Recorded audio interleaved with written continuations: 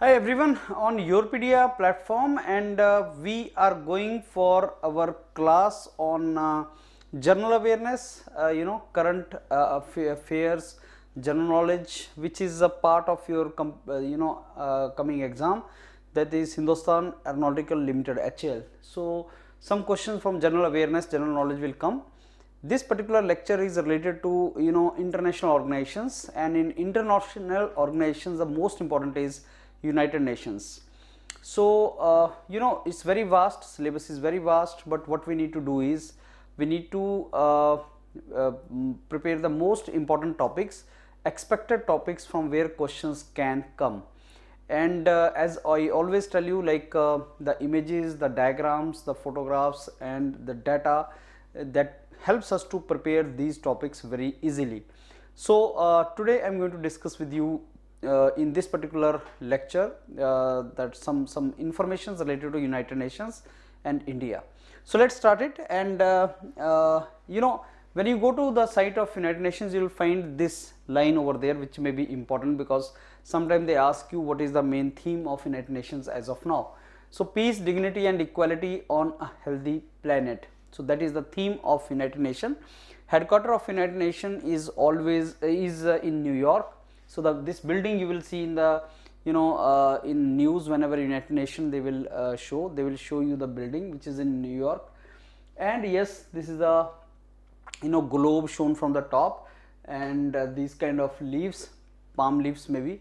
So this is the logo of United Nations. Then we go to some information related to United Nations.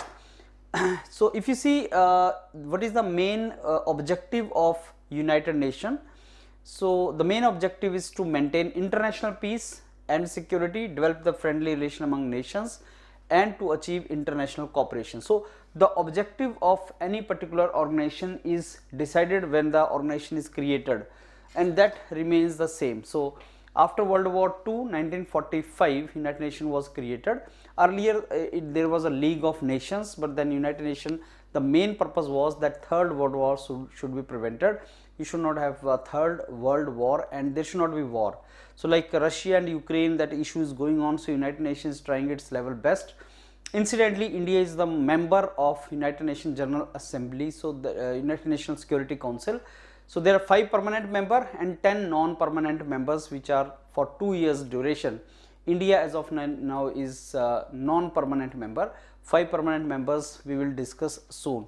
So this is the information. Now it was established after World War II, and the purpose, it basically succeeded the ineffective League of Nations that was not very effective. So some 50 countries met in San Francisco in the conference, and they drafted United Nations Charter. So it took effect from 24th October 1945. So when was United Nations born, or United Nations Day if somebody asks you? It is 24th October 1945. And there were founding members, 51 founding members, those who ratified this, and India was one of the founding members. And with the addition of South Sudan in 2011, total membership is 193. So these are some of the informations which may be very relevant for your exam. Keep noting down these, and you can take these PPTs and you can prepare from this. Keep noting down, these are the most important news for us. Now there are 6 main organ of United Nations. Exam mein question can come, which of the following is not the organ? So what are the 6 organs? There is a Secretariat, there is a General Assembly, there is a Security Council, International Court of Justice, that is in Hague. I will discuss where are these offices, Economic and Social Council and Trusteeship Council. So these are the 6 organs, parts of United Nations. You go one by one, much detail is not required, but yes, United Nations General Assembly, and it adopts the budget, that is very important. So this budget is adopted, and then there is a United Nations Secretariat, the office. Actually United Nations Secretary General is is elected by General Assembly for 5 years, and this is the topmost representative. And exam mein question comes, who is the Secretary General of United Nations as of now, and for how many years he is elected. International Court of Justice, this is in the Hague, that is it has 15 judges. They are elected by United Nations General Assembly for 9-year terms. So the information which are given here, you should go through these informations also. That information can be directly asked. So United Nations Security Council, this is the most important organ of United Nations, because here the decision is taken. It is sort of cabinet, United Nations General Assembly is like a parliament, and United Nations Security Council is like a cabinet which take the decision. And it has 15 members, 5 permanent, which have veto power, and 10 elected members. Veto power is that if any one of these 5 members do not agree, decision cannot be taken. Like recently some resolution of some United Nations, this Russia attacked Ukraine, and United Nations wanted to bring some kind of resolution. So Russia vetoed that. That means Russia says no, it cannot be done. So Russia is a permanent member, right? So that is the veto power, which is only there with 5 members. United Nations Economic and Social Council, that is also one of the specialized agencies. And then United Nations Trusteeship Council, that is the another 6th organ of United Nations.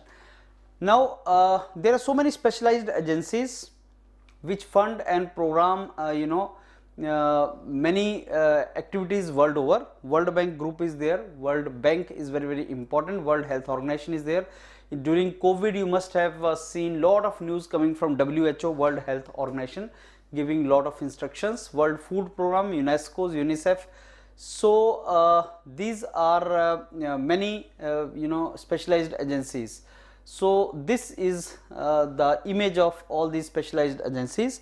Now from this specialized agency, normally the question comes, which agency has its headquarter in which place. So where is the headquarter of WHO, where is the headquarter of ILO? United Nations headquarter is in New York, but specialized agencies may be having its headquarter in different place, maybe Nairobi, understand, London. So you need to see where is the headquarter of these specialized agencies. Like World Bank has its headquarter in Washington, right? So similarly, UNICEF is having its headquarters somewhere else. So you need to know where is the headquarter of these agencies. I am going to discuss that with you. So United Nations Chief Administrative Officer is the Secretary General, and that is the head of United Nations General Assembly. So Secretary General is the post, and presently Portuguese politician, he was the Prime Minister of Portugal. So Antonio Guterres is the present Secretary General. He is since 2017. So it is for 5 years. 2022 May he was to complete his tenure, but he got re-elected on 8th June. So he is having now 5 more years as Secretary General of United Nations, right? So this name is very important. Who were earlier Secretary Generals, that also you should know. So before Antonio, there was Ban Ki-moon, the country was South Africa, then Kofi Annan from Ghana. So far India never had any Secretary General of United Nations. So this is the Secretary Generals of United Nations. So they are elected for 5 years tenure, but they can get extension. So this is what you should understand, right? So Secretary General of United Nations. Okay, so name is important, and little bit about him. So he is the 9th Secretary General, and he belongs to Portuguese Socialist Party, and he was a Prime Minister of Portugal from 1995 to 2002. So he was Prime Minister of Portugal. Okay, now specialized agencies.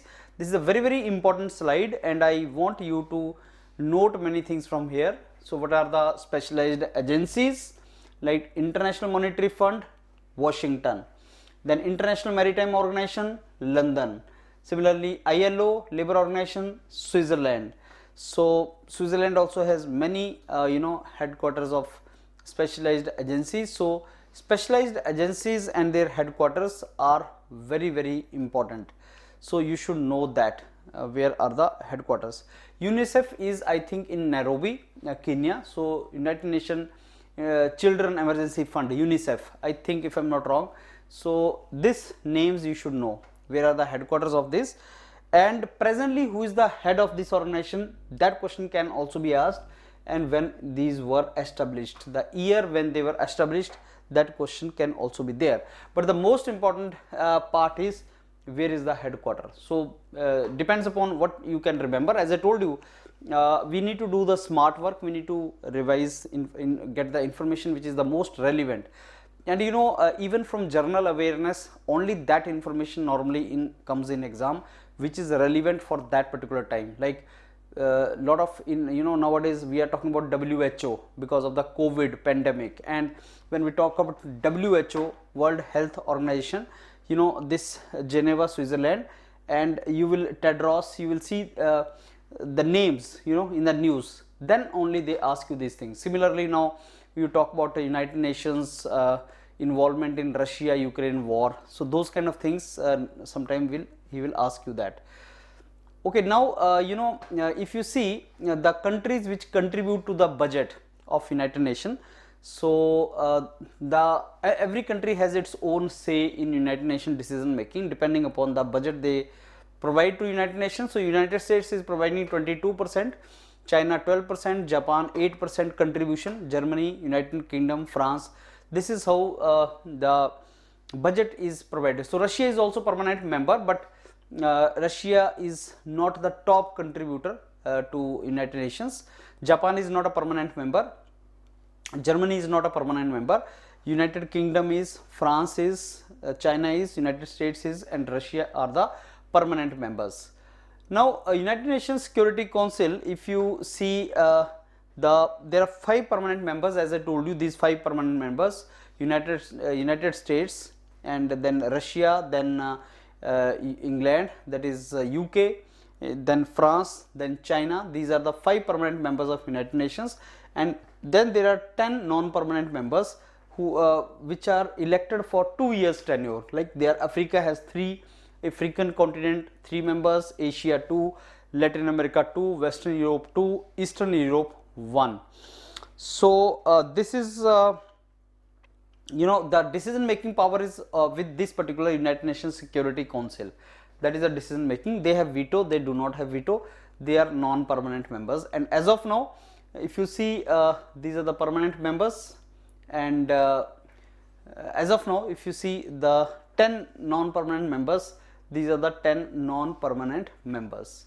So non-permanent members mein India is also non-permanent member. So these are the non-permanent members as of now. Why this becomes relevant? Because Russia attacked Ukraine and now United Nations resolution is getting passed. So India has not voted in that, and there are some countries which are not voting. Russia has vetoed it. So that kind of information is important for this exam. Now if you go to background, how India and United Nations are related, connected, I must say. So if you go down the memory lanes, you will get some kind of information about India and United Nations. India's Vijaya Lakshmi Pandit becomes the first woman president of United Nations General Assembly. So you know, this Secretary General is different. He is the head, administrative head. Security Council is like a speaker of parliament, right? So Speaker of Parliament, like General Assembly ka President. So United Nations General Assembly President, she became the first woman President of United Nations General Assembly, Vijaya Lakshmi Pandit. She was a sister of our first Prime Minister Pandit Jawaharlal Nehru. So that is the information. And then UNICEF signs agreement with Government of India to fund Anand and RA White Revolution. The name of Dr. Varghese Kurian is associated with the White Revolution, revolution of milk. You know the Anand, you know Anand, this from Gujarat it all started, and revolution in India. So farmers and you know, milk is produced now. India is surplus in milk thanks to this White Revolution. So UNICEF assisted milk processing plants in India. India is the largest producer of milk in the world today, and cooperative produce this much liter per day. So the cooperative movement, White Revolution, Dr. Varghese Kurian, he is the responsible for that. He could convince UNICEF for this. Indian Institute of Technology Bombay opens up with the assistance of UNESCO and UNDP. And as you know, IIT Bombay is the most reputed institute of India today. It provides lot of training and research to the professionals in India. Indian Prime Minister Indira Gandhi becomes first recipient of United Nations Population Award. She was given this in 1983, this particular award,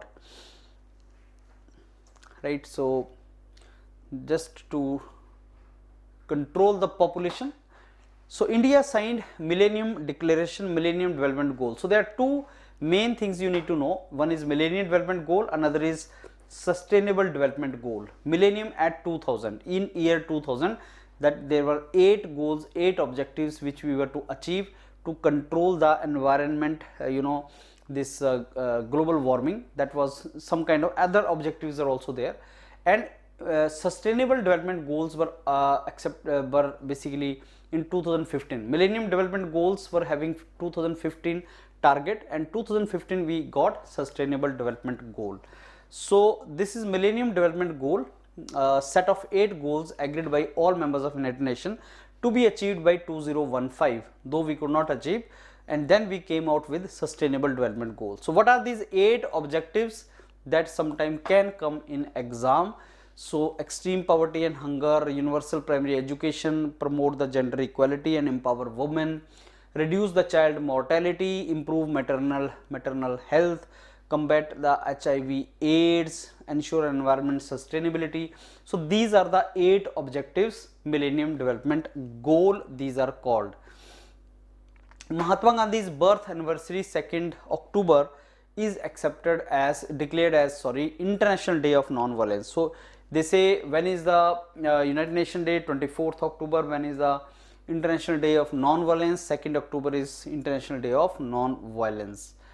So, India together with China and Russia formed BRIC. So, if they ask you BRIC nations mein, and this was after 2007-8 global economic crisis. There was a globally economic crisis, and many World Bank and institutes failed. At that time it was realized that yes, there is a need to join together all emerging economies. So, this Brazil, Russia, India, China, what is common in them is these all countries are globally global economies, big global economies, coming up economies. So, this is common among them. India declared polio free country in 2008. So, in partnership, UNICEF, World Health Organization, Bill and Melinda Gates Foundation, Rotary International, these were the organizations, and goodwill ambassador was Amitabh Bachchan. So, vaccinate all children under the age of 5 years against polio. So, India is polio free now. Because of this mass vaccination, India was in position to do mass vaccination during this COVID crisis also. So, now because 150 crore vaccinations have been government has done. So, that is maybe because of the infrastructure or the system created here.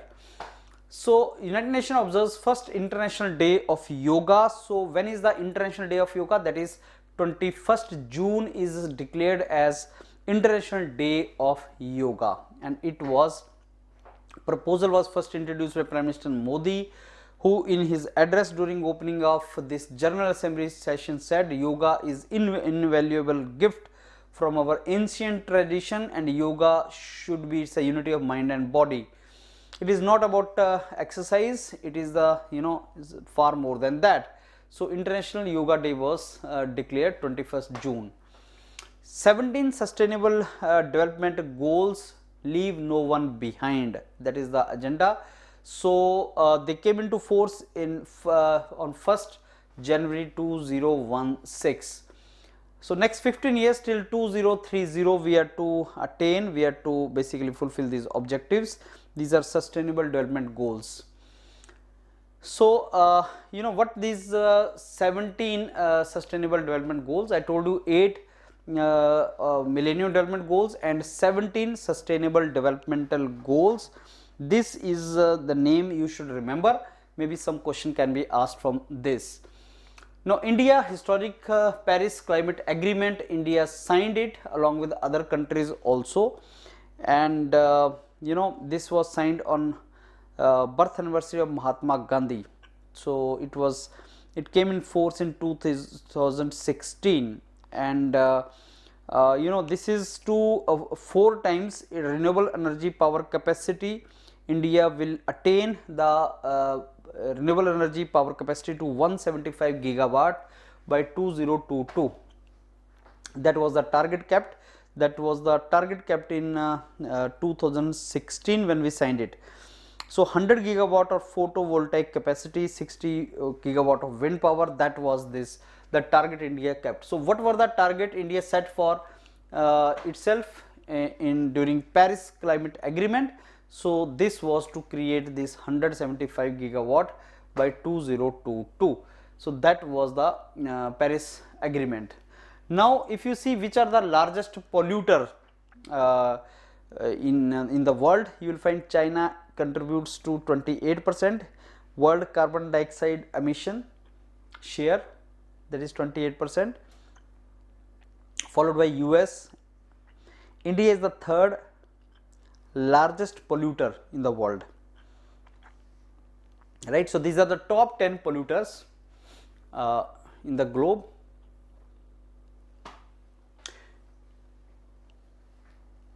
Now, International Solar Alliance is initiative led by India, and the purpose is to increase solar energy use globally.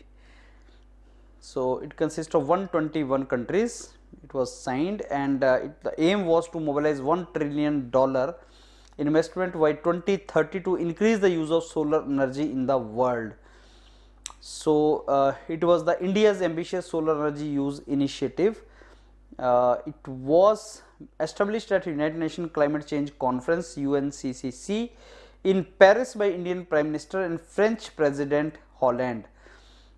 It is basically as a coalition of solar resource rich countries, the countries which have rich solar energy. So as you can see, Tropic of Cancer, which goes through India, and Equator and Tropic of Capricorn. So if you see, Africa is the only continent through which all these 3 lines go: Equator, Tropic of Cancer, Tropic of Capricorn. Which line goes through India?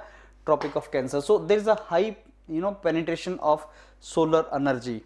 We need to harness solar energy. So objective of International Solar Alliance is 1000 gigawatt of solar energy capacity we are to harness by 2030. So this is also very big project of India. Certain interesting facts can be asked about United Nations. So understand, it was awarded Nobel Peace Prize 15 times.